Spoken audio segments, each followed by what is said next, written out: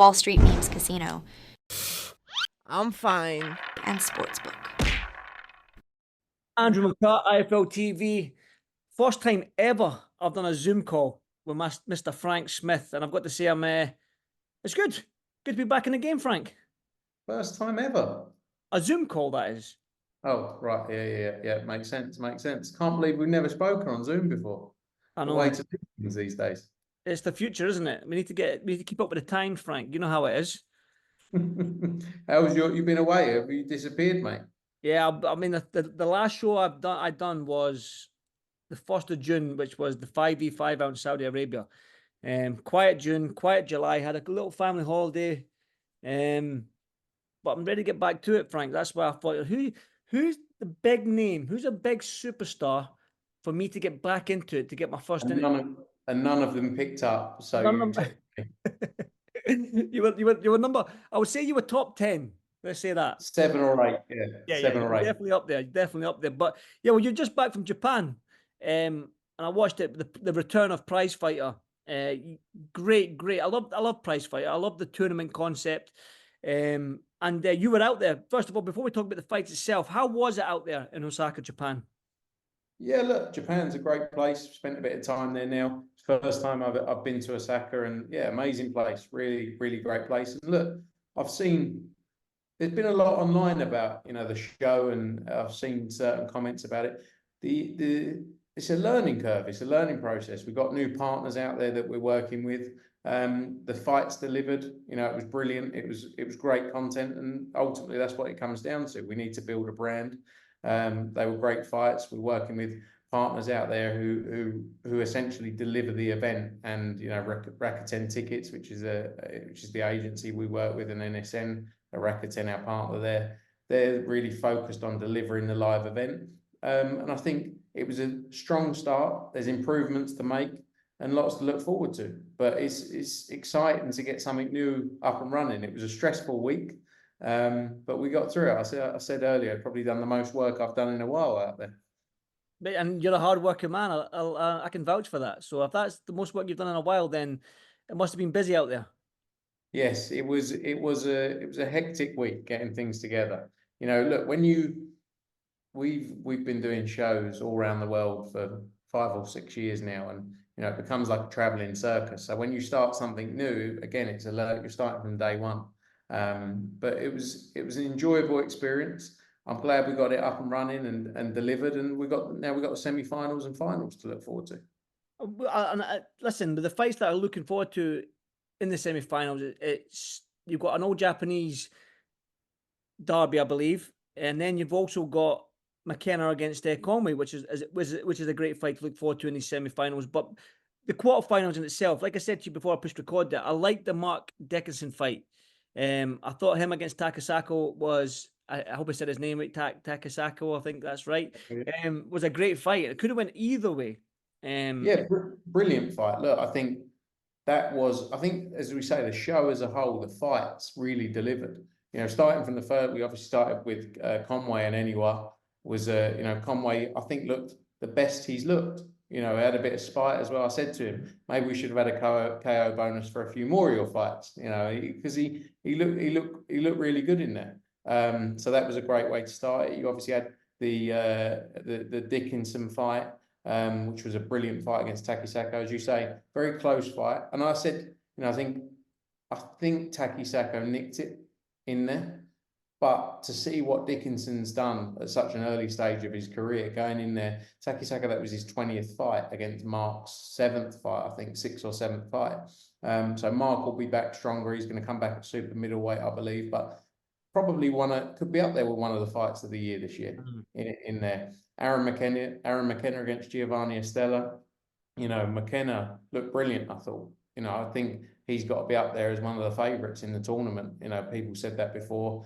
It's the first time I'd seen him, but great performance, got a great engine. Estella gave it all, probably a bit too tough, and could have been pulled out by his corner earlier in that fight, but they decided not to. But yeah, great performance from Aaron McKenna.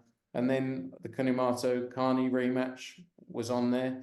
Great win from Kunimoto, and then sets up, as you say, the semi-finals between Kunimoto and Takisako. and Aaron McKenna against Kieran Conway, which is a brilliant fight. Definitely. And you touched on it that Aaron McKenna could be the favourite in this, but who, in your eyes, who is the favourite, do you think, going into these semi-finals and going into the final?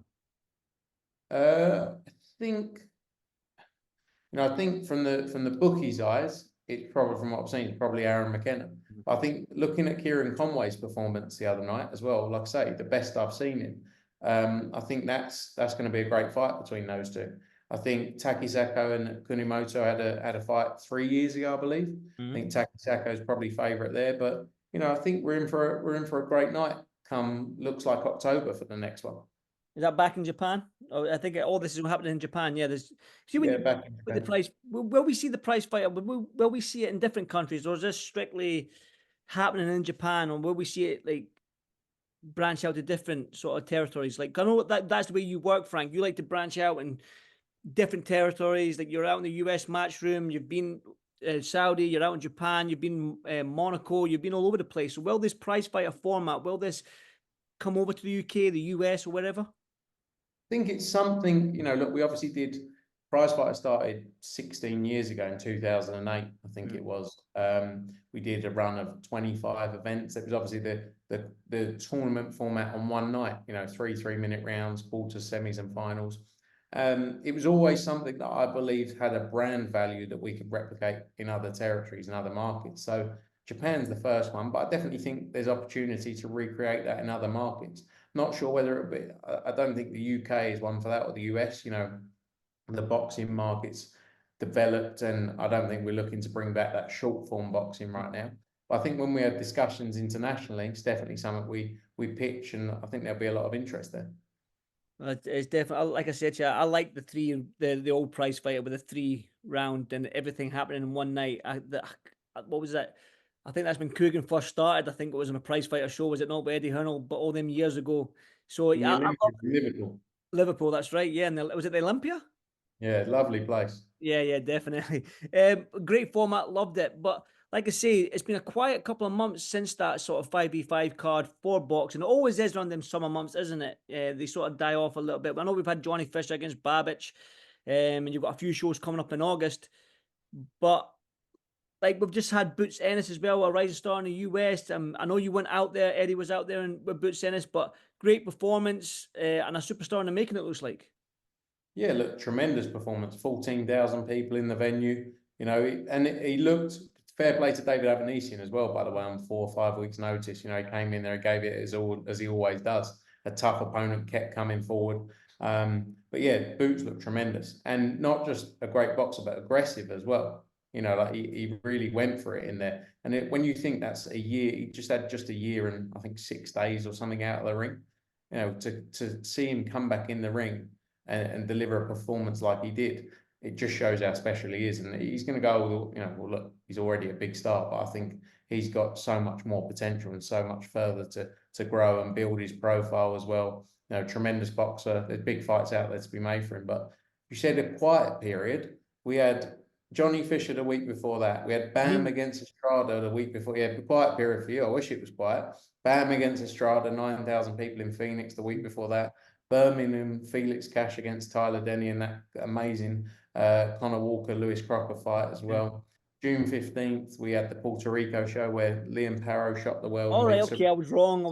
I wish it was. Well, I like the back-to-back, nature of our business, but it's been a hectic run, and we've got a hectic run coming up as well. Shakur Stevenson was with Eddie Hearn out in Philadelphia. Obviously, I know Matchroom is global, and you want to sign these stars, and Shakur Stevenson is a star. You know what I mean? You could talk about him being in that pound for pound list, top 10 anyway, the way he's going. The way he is on Twitter right now as well, he's clapping back at everybody and anybody that seems to disagree with him. He's a free agent. I know he's holding talks with Golden Boy as well. How much would you love to sign somebody like Shakur, especially with his superstar status that he's going to get or already has? Yeah, look, he's an amazing talent. What he's already done in the sport at such a young age is quite incredible. And he's got so much more to deliver. But at the same time, everyone's going to want him. Everyone's going to want to get him on board.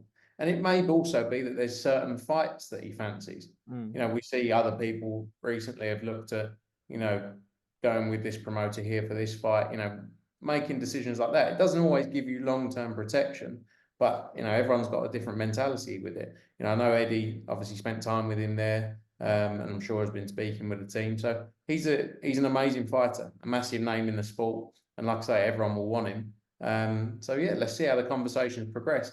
We're in a great place in the US now. You know, like when those shows I just reeled off there, there's so much talent we're working with.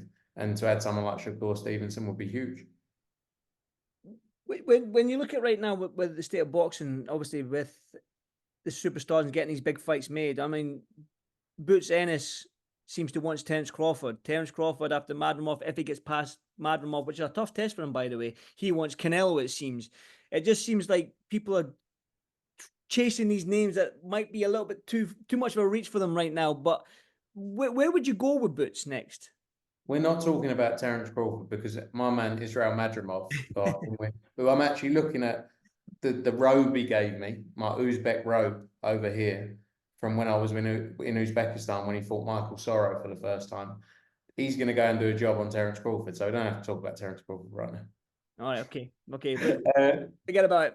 Yeah, forget about Terence Crawford. No, look, I think everyone's got their own plans and goals of what they want to achieve. You know, I saw Terence Crawford say about Ennis that he has to come up and have fights at 154. I think he's got his first fight there against Israel Madrimov, and he's talking about going up against Canelo, so he's 168. So, you know, I think everyone's got their own plans and visions of what they want to do, and we'll see how the stars align. You know, there's big fights to be made for Ennis, and he's really called himself out as one of the stars. So I think let's see how the next few weeks go, and then we can progress from there. You know, Canelo, I'm sure, will be making a decision soon on what his next steps are. As we say, Crawford's got that fight in just 2.5 weeks now against Israel Madrimov. But after that, maybe he'll need a fight. Maybe, you know, after Israel Madrimov beats him, maybe he'll be more up for the Ennis fight. You seem confident, Frank. You seem confident. I'm Team Madrimov all day. I know you are, mate. I know. Listen, you mentioned Canelo there and his next step. And to Canelo, you know very well. And obviously, Chris Eubank Jr. signed with Boxer again. And there's been sort of like whispers online and talks online and news stories online that there is a possibility that Canelo could face Chris Eubank Jr. I know you're not involved with Chris in terms of the promotion management side of things, but is that fight serious, Frank? I don't know. Look, we're obviously focusing on trying to make the Edgar Berlanga fight for Canelo Alvarez. I think that's a massive fight. I kind of think for Chris to make the fight as big as it could be, he needs to go away and get some win. He's been inactive, obviously. You know, hasn't fought come up to a year in September. I think he needs a big win against someone. You know, I think he's got some comeback fights planned, but I think he needs a big win, and I think it becomes even bigger that way. So, but I don't know. I've honestly too many details on it. I see the same things you've seen. I don't talk to him about it. I don't really talk to him about fights when I see him every now and then. But yeah, our focus is getting Edgar Berlanga that fight against Canelo Alvarez. But when you look at Canelo, it seems like it's only really Edgar Berlangas and maybe David Benavidez that make sense at this stage. Is there anyone else that you think makes sense for Canelo? Look, there's other fights longer term. I think there's been talk, as you say, around the Crawford fight as well, longer term. But I think Edgar Berlanga makes the most sense right now, for sure, and that's the focus for us to make that happen. Looking ahead, then I know that we've got August 3rd coming up. We've got the Catterall and Prograis fight coming up. We've got September 21st, which is the big Wembley one, Dubois and Joshua. Now, I seen that 258 management put a post out yesterday about Dubois not being enrolled with VADA, but then I was going to ask you this question, if you heard anything about it, but then obviously I seen that Queensberry had written something back today saying that he is enrolled in VADA and VADA will confirm. So everything's sweet on that end that you know of? Well, hopefully everyone confirms and we'll all be good. Perfect. That's good. I don't have to answer questions because they answer themselves. I'm just want to get from the horse's mouth if you know of it. Everything's all right in terms of VADA enrolled and both fighters and stuff like that. Yeah, I will wait for the official notification from VADA, and then should all be set. I don't see any problems right now. I see problems with Carl Froch with Joshua. What's going on there, Frank? I mean, it seems like an ongoing story. It seems like, I don't know where this has come from. Is it constructive criticism from Carl Froch with Joshua? I don't know what the latest is. It just seems to be a never-ending saga. Look, Cole's a divisive character. He's trying to get his YouTube views up. He's probably a bit bored right now. I've been very open about my view. I think Cole's jealous of what Anthony Joshua has done, which he shouldn't be because he's done amazing things for the sport as well. But hopefully it comes to an end at some point. You know, someone said to me, you're talking about two people who know each other well as well. You know, because AJ was coming through GB around the time when Cole was there with Rob McCracken as well. So, you know, hopefully it settles down and, you know, everything becomes more sensible. But I don't know, that's my view on it. I haven't heard the latest, so I'm sure there's more updates on what's been said. I'm sure there will be more being said as well as we get closer to this Dubois fight for Joshua. Frank, I seen that Dalton Smith's got a date penciled in for the European title against John Fernandez. Any more? I'll talk about that fight, but is there any more dates that we can look forward to anymore? Because I know that September seems to be filled, but we're looking into October and November. Have you got any more dates lined up? Yeah, no, look, great fight for Dalton Smith. It's actually a tougher fight than I think people realise, the John Fernandez fight. You know, I think it's going to be a real fight for him. The focus always for Dalton, you know, was to make the fight for, he wanted to win the European title. You know, he's won all the other belts, and that was his focus. He wanted to fight Adam Azim. Obviously, they withdraw from the purse bid. And for him, it was about getting that EBU belt. So I'm glad we delivered it, you know, won the purse bid, got that announced September 28th, got a strong undercard, which will be announced very soon as well for that. So, yeah, great fight there. And then, you know, the other fights got Pacheco as well. August 31st against Selecki is another fight. September 13th, we've got one of our Mexico shows, Rocky Hernandez against Thomas Matisse is a brilliant fight. 21st, as you said, Joshua against Dubois. And then we're working through the October plans now. I just met with Lee Wood and Ben Davison as well as potential of what could come there. So we're looking at opportunities for fights for him. And yeah, working through October, November, December. I think we've been on a great run. We've got a great run coming up. And now, yeah, the focus turns to those last 3 months to get things together. You do know that I'm leading a show, Frank. I think the next show for me might be Cattle Progress. So you need to keep these shows coming up north at least, so I can get in and get back. No worry, I'll make note of that. I'll make sure. Preferably Glasgow. If you can do Glasgow, I don't know if you want to sign any Scottish fighters, and then we can get a couple of shows up here. Just do it anyway because it makes sense. Yeah, there you go. We're Scottish fans, but we miss you up here, so we do.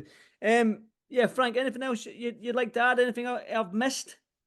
No, I think you covered it all, mate. You covered it. You haven't forgotten how to interview after all these weeks off. So it's good to see you back, mate. Oh, I can't wait. I can't wait to be back. I can't wait to get the whole fight week ready. And it looks like it might be Cattle Program my next one. But I tell you what, that's some card. It looks like it's going to be with Big Johnny Fister on it as well. And that fight in itself in Cattle Program, it's going to be exciting, especially in the new Co-op Live. Is it the Co-op Live Arena? I believe it's called. And I've not been there, but everyone seems to be raving about this place. Yeah, first boxing event at the Co-op Live. Tremendous venue, just finished. I think it's 400 million quid or something they spent on it. So it's going to be a special location. I'm sure we're going to do a lot of shows there in the future. But look, Cattle Program, brilliant main event there. Johnny Fisher on the card. As you say, you got Rhiannon Dixon against Terry Harper as well. Pat McCormack will be on there as well, announced very soon. A load of young talent on the card as well. Will Prowler, Steve Clark, etc. So excited for that one. Yeah, me too, mate. Like I said, Frank, as always, good to see you. Still fresh face coming back from Japan, because I don't know how long that is. Is that a straight flight from Japan? You have to stop in Dubai? What's that? I went Osaka to Tokyo, and it was 14.5 hours from Tokyo. Yeah, but you know, when I said I haven't worked so hard in a while, I think I had 10 hours sleep in about 3 days. So now, you know, I'm just I'm getting back to normality. Good stuff. And listen, like, there's no rest for the wicked, that old saying, and I'm no doubt you're busy with meetings again, because you just mentioned Lee Wood and Ben Davison there. So I won't keep you much longer, Frank. As always, thank you so much for doing this for IFLTV, and hopefully I'll catch up with you very, very soon at a show. Cheers, mate. Catch up soon. Wall Street Memes Casino.